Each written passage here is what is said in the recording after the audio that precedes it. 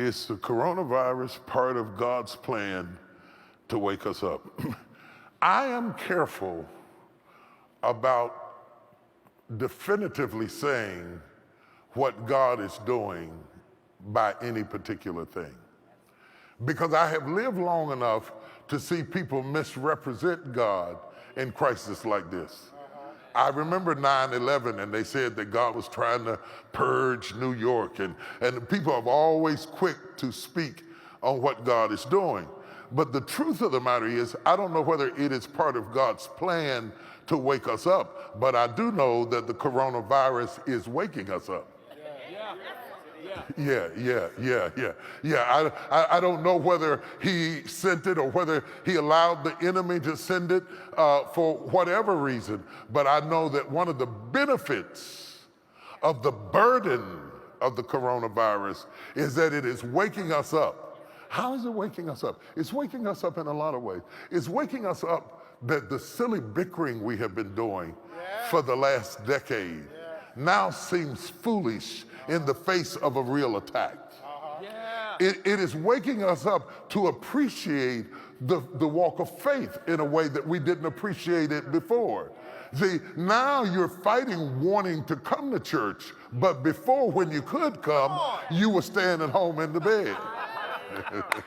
And some of the very people who are complaining about not having church weren't half coming when we could have church. Come on, talk to me for a minute, somebody. It is waking up, because sometimes we don't appreciate something until it is pulled back from us.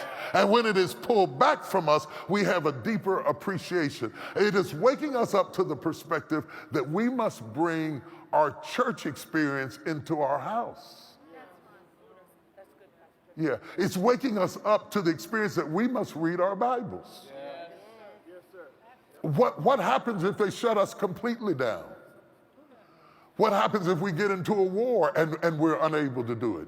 And to all of you who think that the church cannot survive save we meet, can I take you to China, where the church was meeting underground in basements for years? Can I take you to the upper room where the disciples were locked up behind closed doors for fear of the Jews? The churches often had to go underground. And even when it had to go underground, it has never been destroyed for 2,000 years.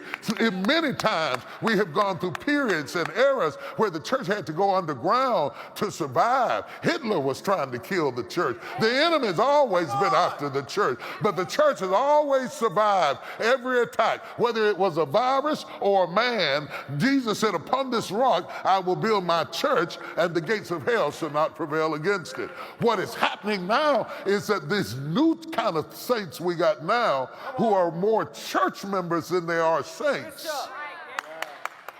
are having to become saints in a way they didn't have to before, because the pacifier is taken out of your mouth of being able to depend on somebody else to pray for you. Now you got to get down by the side of your bed like your grandmother and pray yourself through and drive the enemy out of your house. Now you got to go, I'm going to really go old-fashioned and get you some consecrated oil and anoint your house and say, coronavirus, you shall not come in my dwelling place. And I anoint the head of my doorpost, and I anoint every wall and every window. And you got to walk through your own house and plead the blood and sanctify your space. Since you're in the house anyway, you might as well use it to overcome the enemy that's come against your life. Yes, it's waking us up.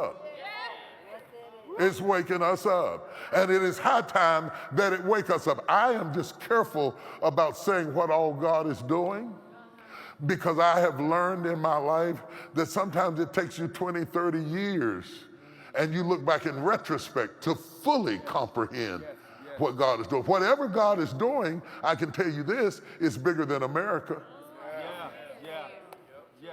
Whatever he's doing, it's global.